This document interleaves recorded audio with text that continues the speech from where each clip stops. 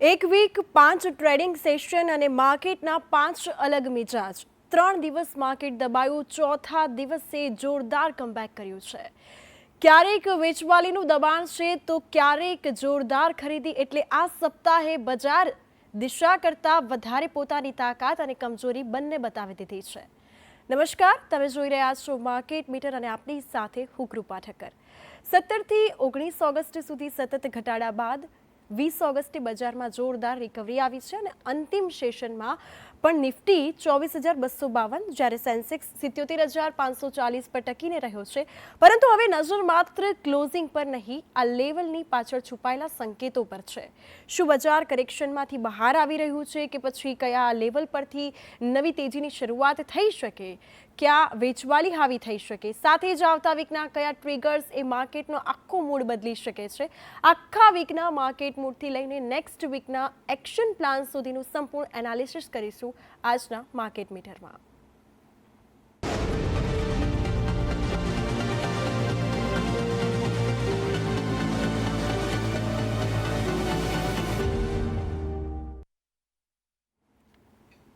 તો 3 દિવસના ઘટાડા બાદ રિકવરીમાં આવેલા નિફ્ટી પર હવે નજર 24,200ના સપોર્ટ અને 24,350થી 24,500ના રેઝિસ્ટન્સ પર ઝોન પર છે અને સાથે 24,200 ટકશે કે પછી 24,500 પાર થશે.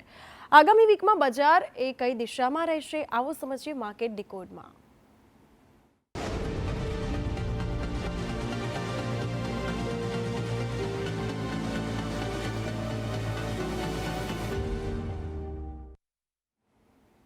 આ વીકનું માર્કેટ રહ્યું છે ઉતાર ચઢાવથી ભરેલું. સતત 3 દિવસના ઘટાડા બાદ 20 ઓગસ્ટે બજારમાં જોરદાર રિકવરી જોવા મળી છે. 21 ઓગસ્ટે નિફ્ટી લગભગ ફ્લેટ રહ્યો છે અને બેંક નિફ્ટીમાં ખરીદી જળવાઈ રહી છે. સપ્તાહના અંતે નિફ્ટી 24,252 જ્યારે સેન્સેક્સ 77,540 પર બંધ થયો છે.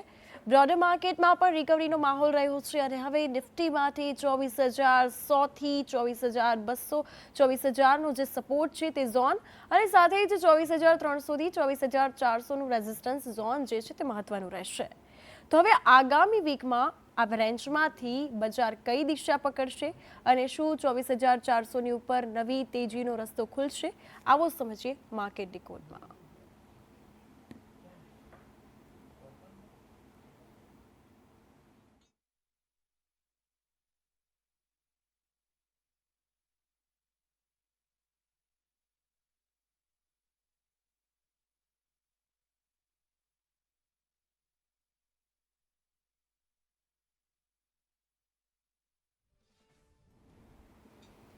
હવે વાત કરીએ આખા વીકના માર્કેટ હાઇલાઇટ્સની કે જ્યાં સપ્તાહની શરૂઆતથી જ બજાર પર વેચવાલીનું દબાણ કેમ રહ્યું. 17 થી 19 ઓગસ્ટ સુધી સતત 3 સેશનમાં નિફ્ટી અને સેન્સેક્સ કેટલા ગગડ્યા. 20 ઓગસ્ટે બજારે કેવી રીતે જોરદાર કમબેક કર્યો અને 21 ઓગસ્ટે બેંક નિફ્ટીમાં ખરીદી કેમ જળવાઈ રહી છે.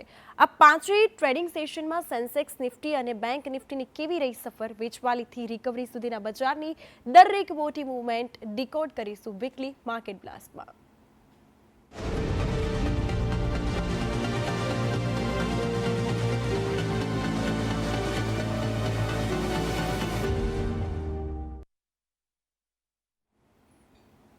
હવે સમય છે એક્સપર્ટ વ્યૂનો. શેર બજારની આગામી દિશા, રોકાણકારો માટેની તક, હાલના માર્કેટ ટ્રેન્ડની અને ગોલ્ડ સિલ્વરના આઉટલુક સુધી ચર્ચા કરવી છે. અને આપણી સાથે જોડાઈ ગયા છે ઇન્ડિયા બુલિયન એન્ડ જ્વેલર્સ એસોસિએશનના ગુજરાત પ્રદેશ પ્રમુખ નૈનેશ પચીગર. આપનું સ્વાગત છે સંદેશ ન્યૂઝના માર્કેટ મીટરમાં.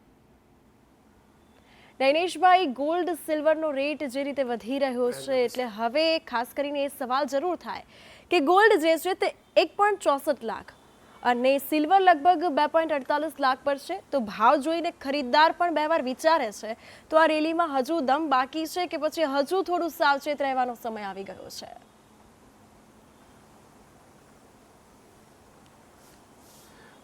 નમસ્કાર. જે રીતે ગોલ્ડ અને સિલ્વરમાં જે મુવમેન્ટ જોવા મળી રહી છે એનું મુખ્ય પરિબળ ક્રૂડ છે અને બજારમાં જે તાત્કાલિક જે પ્રક્રિયા જોવા મળી રહી છે તેમાં ગોલ્ડ ચીટમાં ઘટાડા અને ઇક્વિટી માર્કેટમાં રાહત મળી રહી છે, જ્યારે વાસ્તવિક વ્યાજદરમાં ઘટાડાની અપેક્ષાએ ગોલ્ડ અને સિલ્વરમાં અત્યારે જે મુવમેન્ટ મળી રહ્યું છે. હવે અત્યારે જોઈએ તો જે ગોલ્ડ ચિલ્ટમાં ઘટાડો થયો છે અને જ્યારે અમેરિકાની ટ્રેઝરી દ્વારા લાંબા ગાળાની નોમિનલ કૂપન સિક્યોરિટી માટે લિક્વિડિટી સપોર્ટ હેઠળ બાયબેકની કામગીરીનું કદ ઓછામાં ઓછું બેસવાની જાહેરાત કરવામાં આવી છે, એને લીધે ઇક્વિટીમાં સપોર્ટ મળી રહ્યો છે અને ગોલ્ડ અને સિલ્વરમાં પણ એનો સપોર્ટ મળી રહ્યો છે. એટલે હવે જો આગળ જતાં પરિસ્થિતિ જો ગોલ્ડ ચિલ્ડ ફંડમાં જો વધુ ઘટાડાની અપેક્ષા રહેશે તો ગોલ્ડ અને સિલ્વરમાં એનો સપોર્ટ મળશે અને આ વોલેટી આજે લગભગ અઠવાડિયા 10 દિવસ સુધી આ જ પ્રમાણે ગોલ્ડ અને સિલ્વરમાં હજી વધારો જોવા મળશે. બિલકુલ, ખાસ કરીને જો વાત કરીએ નૈનેશભાઈ તો સિલ્વરે આ સપ્તાહે ગોલ્ડ કરતાં વધુ ઝડપ બતાવે છે, એટલે જોવા જઈએ તો નવા રોકાણકારોને આજે હવે ગોલ્ડ પસંદ કરવું કે પછી સિલ્વર, અને કેમ, એનું કારણ શું હોઈ શકે કે ગોલ્ડ અને સિલ્વર આ બંનેમાંથી કઈ મેટલ એ પહેલી પસંદગી હોવી જોઈએ?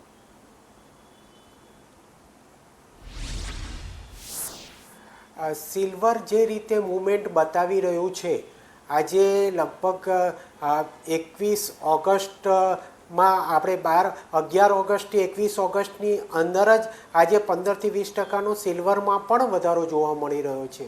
એટલે આગળ જતાં પણ હજી સિલ્વરમાં મૂવમેન્ટ જોવા મળશે અને ગોલ્ડમાં પણ કદાચ ન કહેવાય પણ ગોલ્ડ પણ હજી સારું પરફોર્મન્સ બતાવી શકે છે એવી સંભાવના છે. બિલકુલ, તો ખાસ કરીને આપ રોકાણકારોને શું સલાહ આપશો, શું ગાઈડન્સ આપશો કે સૌથી પહેલાં પસંદગી જો કરવી હોય તો ગોલ્ડની કરવી જોઈએ કે પછી સિલ્વરની? કારણ કે જે રીતે અત્યારે હવે ફેસ્ટિવ સિઝન આવી રહી છે, સાથે સાથે લગ્ન સિઝન પણ નજીક આવી રહી છે, એટલે રોકાણકારોએ સૌથી વધુ ઇન્વેસ્ટમેન્ટ એ શેમાં કરવું જોઈએ? ખાસ કરીને અત્યારે જો જોવા જઈએ નૈનેશભાઈ તો અત્યારે ગોલ્ડ પેપર એટલે EPFમાં પણ અત્યારે લોકો રોકાણ કરવાનું વિચારતા હોય છે, એટલે તમે એ અંગે શું કહેશો?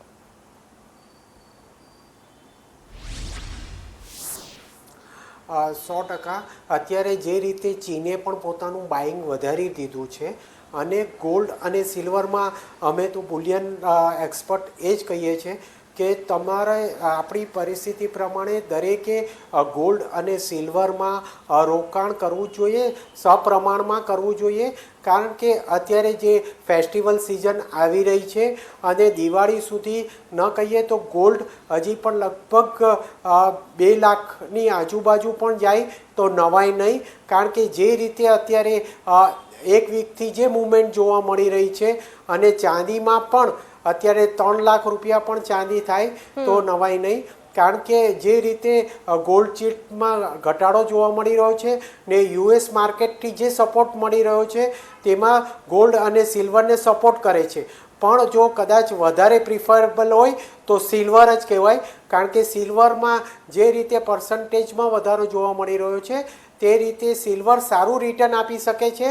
એની એમાં એ નથી કે કારણ કે સિલ્વર હજી પણ સારામાં સારું રિટર્ન આપશે. બિલકુલ બિલકુલ.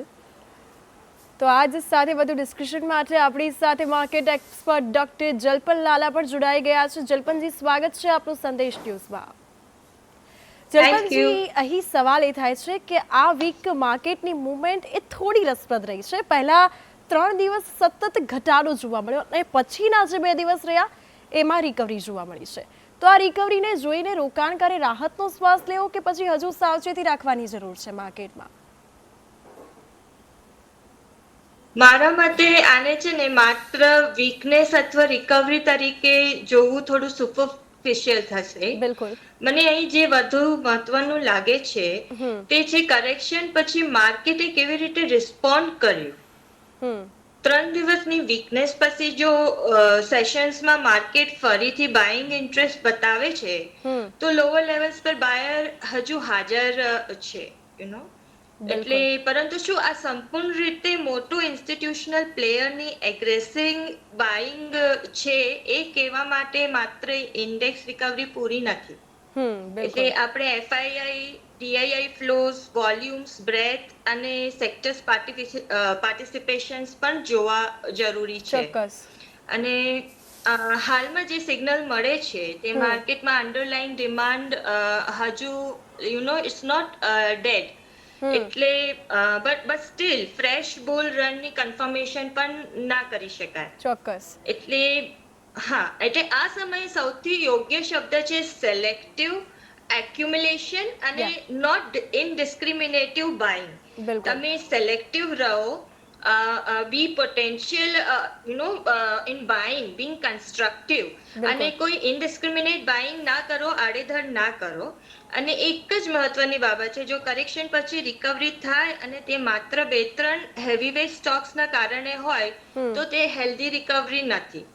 પરંતુ જો બેન્કિંગ, ઇન્ફ્રાસ્ટ્રક્ચર, પાવર અને બ્રોડર માર્કેટ પણ પાર્ટિસિપેટ કરે તો રિકવરીની ક્વોલિટી વધી સારી રીતે કહેવાય છે. બિલકુલ. એટલે રિકવરી આવી છે, હવે તેની સસ્ટેનેબિલિટી જોવી એ વધારે મહત્વની છે. That is what I want to say. બિલકુલ. જલપનજી, અત્યારે ખાસ કરીને જો નિફ્ટીની વાત કરીએ તો 24,252 પર છે અને સીધી વાત કરીએ કે 24,200 તૂટે તો શું માર્કેટમાં મોટું કરેક્શન આવી શકે, કે બીજી તરફ 24,500 પાર થાય તો શું પછી તેજીનો નવો ચેપ્ટર શરૂ થાય? આપના મતે આપ દર્શકોને શું કહેશો? Buy on dip but selectively. હું પહેલા બી એ કહી ચૂકી છું અને હું અત્યારે બી એ જ કહું છું. બિલકુલ. કેમ કે બહુ વેરિએશન નથી. હું આ લેવલ પર સંપૂર્ણ રીતે કેશમાં બેસી રહેવાનું પણ નહીં કહું, અને આખું કેપિટલ એક સાથે માર્કેટમાં નાખવાનું પણ નહીં કહી શકું. બિલકુલ. સો આસપાસના લાઈક 24,200 ના આસપાસના વિસ્તાર માટે મહત્વનો ડિસિઝન ઝોન એ જ રહેશે. બિલકુલ. So you have to be very constructive. જો માર્કેટ આ ઝોન ઉપર સસ્ટેન કરે અને બ્રેથ તથા બેન્કિંગ સપોર્ટ આપે તો કનેક્શન્સ એ સ્ટેગર્ડ બાઇંગ ઓપોર્ચ્યુનિટી તરીકે જોઈ શકાય. બિલકુલ. બિલકુલ. પરંતુ હું ઇન્ડેક્સ ના ખરીદી શકું, હું ક્વોલિટી બિઝનેસ ખરીદી શકું છું. ચોક્કસ. That is the difference. બિલકુલ. અને લોંગ ટર્મ ઇન્વેસ્ટર્સ માટે કરેક્શન દરમિયાન ફેઝમાં બાઇંગ કરવી મને વધારે યોગ્ય લાગે છે. સાચી વાત છે. And buy the dip but don't buy every dip. That is very important. કારણ કે કરેક્શન બે પ્રકારના હોય છે, માર્કેટ કરેક્શન એન્ડ ફંડામેન્ટલ ડિટેરિયોરેશન. પહેલા પ્રકારમાં ઓપોર્ચ્યુનિટી હોઈ શકે છે, બીજા પ્રકારમાં ટ્રેપ હોઈ શકે છે. એટલે વેલ્યુએશન, અર્નિંગ્સ અને બિઝનેસ આઉટલુક હોવું જરૂરી છે. બિલકુલ. બિલકુલ. આપણે આગળ ચર્ચા યથાવત રાખીશું, પરંતુ હાલમાં વાત કરીએ આ સપ્તાહના સૌથી મોટા અપડેટ્સની કે તમારા ખિસ્સા પર શું અસર પડી રહી છે.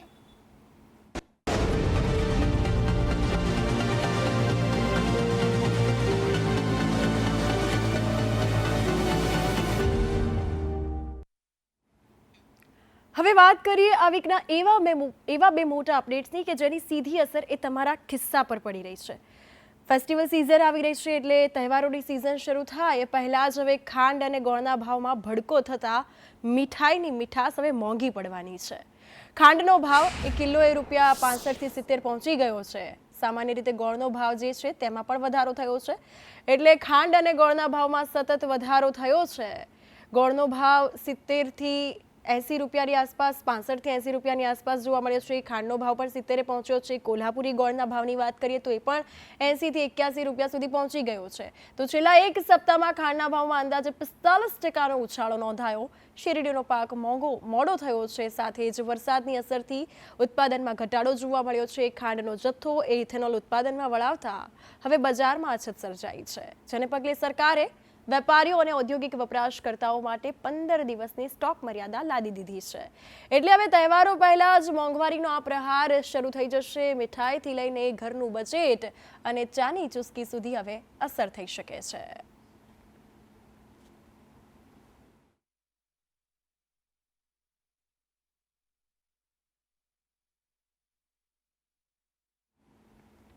આ વીકમાં 3 દિવસની વેચવાલી બાદ રિકવરી જોવા મળી છે. હવે નજર 24,200ના સપોર્ટ અને 24,300 થી 24,400ના રેઝિસ્ટન્સ ઝોન પર છે. એટલે હવે આગામી વીકમાં બજાર કરેક્શન કરશે કે પછી તેજી પકડશે, જોઈએ માર્કેટ મંત્રમાં.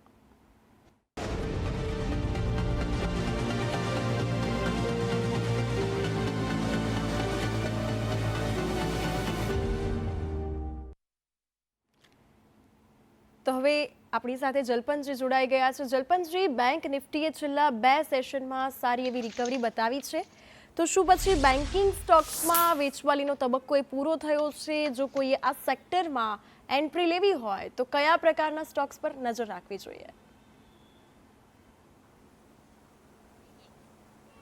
જલપનજી, આપ સુધી મારો અવાજ પહોંચી રહ્યો છે?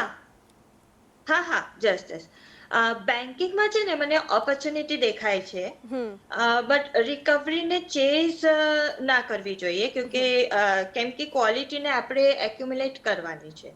બેન્કિંગ સેક્ટર ઇન્ડિયન ઇકોનોમીની ગ્રોથ સ્ટોરીનું બેકબોન છે, અને જો ક્રેડિટ ગ્રોથ હેલ્ધી રહેશે તો એસેટ ક્વોલિટી કંટ્રોલ રહે અને ડિપોઝિટ ગ્રોથ સસ્ટેનેબલ રહેશે. તો ક્વોલિટી પ્રાઇવેટ બેંક્સમાં જો લાંબા ગાળામાં આપણે ઇન્વેસ્ટ કરવું હોય તો સારી ઓપોર્ચ્યુનિટી છે. બિલકુલ. પણ જો પરંતુ 2 દિવસની રિકવરી જે આપણે જોઈએ છે આખા બેન્કિંગ સેક્ટરમાં, એમાં હું એવું ના કહી શકું કે આપણી બાઇંગની ઓપોર્ચ્યુનિટી પણ છે એમ.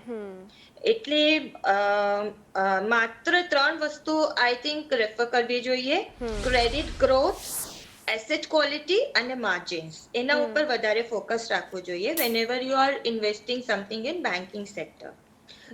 અને મને લાગે છે કે જો બેંક નિફ્ટી આગામી સેશન્સમાં રિકવરીને સસ્ટેન કરે ને અને બ્રેથ ઇમ્પ્રૂવ થાય તો બેન્કિંગ માર્કેટ લીડરશિપમાં ફરીથી મહત્વની ભૂમિકા ભજવી શકે છે. બિલકુલ. પરંતુ a sharp recovery is an invitation to analyse, it's not an invitation to chase. એ મારી એક એડવાઇસ રહેશે. બિલકુલ, ચોક્કસથી.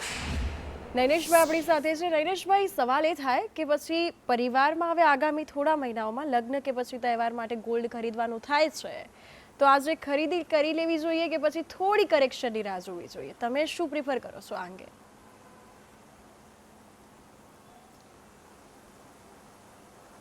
લગભગ જો તહેવારોની સિઝન ચાલુ થઈ ગઈ છે, અને લગભગ આવતા 1-2 મહિનામાં કદાચ હજુ ભાવ વધારો થાય તો નવાઈ નહીં, અને ત્યાર પછી તરત જ લગ્ન સિઝન શરૂ થશે.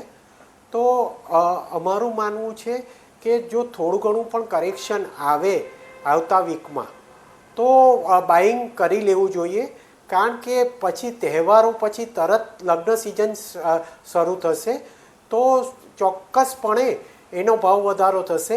અને બીજી બાજુ આજે યુએસ માર્કેટ, યુરોપિયન માર્કેટમાં પણ આજે આગળ જતાં ક્રિસમસની સિઝન આવશે, ક્રિસમસ આવશે ત્યારે પણ ત્યાં પણ બાઇંગ વધશે, એટલે એની માંગ વધવાની સોના અને ચાંદીની. તો સીધી એની અસર આજે ડિમાન્ડ ઉપર થશે, અને નવાઈ નહીં કે દિવાળી પછી ઘણો મોટો વધારો સોના અને ચાંદીમાં આવી શકે છે. તો કદાચ થોડા ઘણા કરેક્શન પર પણ ખરીદી કરી લેવી જોઈએ એવું અમારું માનવું છે. બિલકુલ. જલપનજી, એક તરફ હવે નિફ્ટી હજુ રેન્જમાં છે, બીજી બાજુ મિડકેપમાં બાઇંગ જોવા મળી રહ્યું છે. શું બજારમાં પૈસા હવે એ પોકેટમાંથી બીજા પોકેટમાં જઈ રહ્યા છે કે પછી સામાન્ય રોકાણકારો આ સેક્ટર રોટેશનને કેવી રીતે ઓળખે? ઓકે, મિડકેપમાં ઓપોર્ચ્યુનિટી ચોક્કસ છે, પરંતુ હું નિફ્ટી છોડીને મિડકેપમાં જોવો એવું પણ નહીં કહી શકું, કેમ કે મિડકેપમાં ગ્રોથ પોટેન્શિયલ વધારે હોઈ શકે છે અને વેલ્યુએશન રિસ્ક પણ વધારે હોય છે. સો હાલની જે અત્યારની જે સિચ્યુએશન છે હેડલાઇન ઇન્ડાઇસીસમાં, એ બહુ તેજી ના હોવા છતાં બ્રોડર માર્કેટમાં પાર્ટિસિપેશન એ બતાવે છે કે ઇન્વેસ્ટર્સ સેલેક્ટિવ ગ્રોથ ઓપોર્ચ્યુનિટી શોધી રહ્યા છે. પરંતુ મિડકેપમાં હું ખાસ 3 વાત જોઈશ: અર્નિંગ વિઝિબિલિટી, ડેપ્થ અને વેલ્યુએશન. એટલે માત્ર આ કંપની મોટી બનશે એ સ્ટોરી પૂરતી નથી, નો. સો સ્ટ્રેટેજી એવી રીતે રાખી શકાય કે પોર્ટફોલિયોનું કોર ક્વોલિટી લાર્જ કેપ્સમાં અને સેટેલાઇટ એલોકેશન પસંદગીની mid કેપ્સમાં. Mid cap can amplify returns, but it can't amplify mistakes. It can amplify mistakes too. Sorry. એટલે mid cap માં opportunities છે, but we can't say that it is a kind of a shortcut. બિલકુલ. જલપનશ્રી, આપણે ચર્ચા યથાવત રાખીશું, પરંતુ હવે એવી નજર કરી લઈએ કે ડોલર સામે રૂપિયાની ચાલ શું છે. આવી કે રૂપિયો 95.50 થી 95.82ની રેન્જમાં વોલેટાઇલ રહ્યો છે. 17 ઓગસ્ટે ડોલર 95.69 થી શરૂ થઈ 18મીએ 95.82 સુધી પહોંચ્યો છે, જ્યારે સપ્તાહના અંતે 21 ઓગસ્ટે 95.70 પર ક્લોઝ થયો છે. આખરે રૂપિયો એક ખાસ દબાણ કે મજબૂતી નહીં, પરંતુ સીમિત રેન્જમાં ટ્રેડિંગ જે છે તે જોવા મળ્યું છે.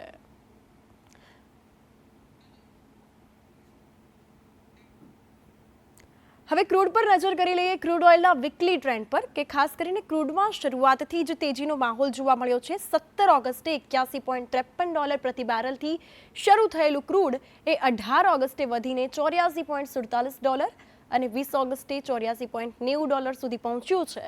જો કે 19 ઓગસ્ટે $84.11 પર થોડું નરમ પડ્યું અને એ બાદ સપ્તાહના અંતે $21 ક્રૂડ $86.42 પર પ્રતિ બેરલ રહ્યું છે. શરૂઆતથી અંત સુધી લગભગ $4.89નો ઉછાળો એ ક્રૂડમાં નોંધાયો છે. હવે આગામી વીકમાં global demand, supply, geopolitical developments ક્રૂડની આગળની દિશા નક્કી કરશે.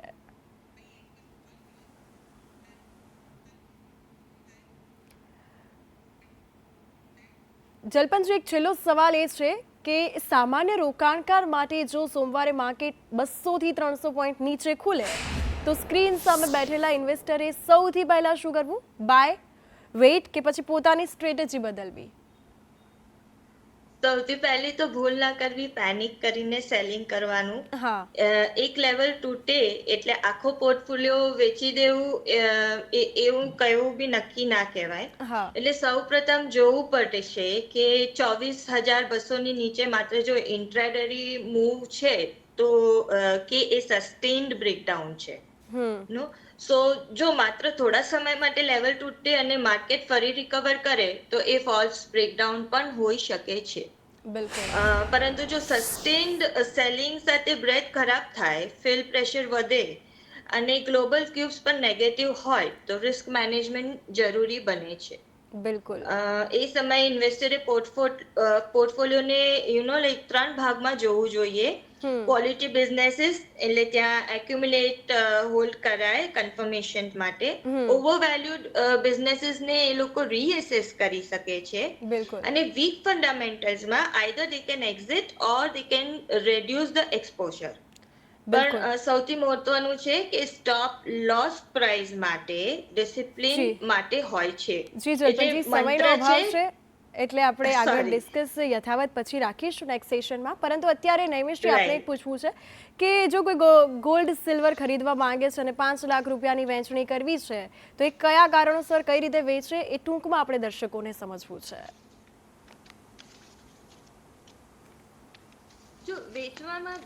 ગોલ્ડ અને સિલ્વરમાં જો ઇન્વેસ્ટ કરવું હોય અને જો કદાચ હા નૈમિષજી. હેલો. યસ. સોરી. હા, બોલીએ. એટલે આપણે દર્શકોને એ સમજાવવું છે કે ગોલ્ડ સિલ્વરમાં જો અત્યારના પ્રમાણમાં જો ઇન્વેસ્ટ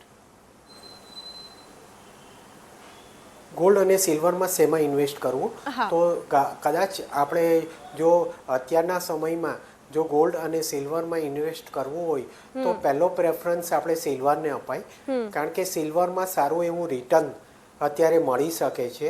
ને જો આ નાની રકમ હોય, જો 5 લાખ જેટલી નાની રકમ જો કદાચ ઇન્વેસ્ટ કરવું હોય તો સિલ્વરનો પહેલો પ્રેફરન્સ અમે આપી શકીએ. બિલકુલ. બિલકુલ નૈનેશજી અને જલપનજી, આપ અમારી સાથે જોડાયા. બિલકુલ આપ અમારી સાથે જોડાયા અને માર્ગદર્શન આપ્યું, ખૂબ સરસ માહિતી આપી, બદલ આભાર આપનો. તો આ હતું આ વીકનું market meter weekly market updates. મોટા સમાચાર, એક્સપર્ટ વ્યૂ અને નેક્સ્ટ વીકના આઉટલુક પર આપણે ચર્ચા કરી.